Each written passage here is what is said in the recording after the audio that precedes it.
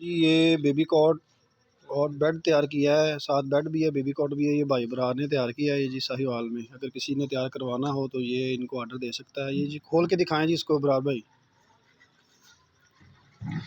یہ دیکھیں، یہ اس کو ویل کو لاک لگ جائیں گے، ٹھیک ہے، اور یہ بیڈ بن گیا ہے، یہ چیک کریں، یہ بیڈ بن گیا ہے جی۔ یہ سائڈیں بھی اس کی فولڈنگ ہے، اس کو آپ کھول بھی سکتے ہیں اس طرح، یہ دیکھیں، ٹھیک ہے۔ اور یہ اس میں گدا اور سرہانا جو بچوں کے کھلونے وغیرہ اس میں آپ رکھ سکتے ہیں، ٹھیک ہے۔ اب اس کو بند کر دیں اور اس کو اب فولڈ کر دیں گے تو یہ بیبی کاٹ بن جائے گا۔ یہ ویلوں کو لاک لگ جاتے ہیں، یہ دیکھیں، اور یہ بند ہو گیا۔ بہت زبردست چیز ہے یہ، اور بہت ہی مناسب قیمت میں آپ کو ہم بنوا کے دے سکتے ہیں جی۔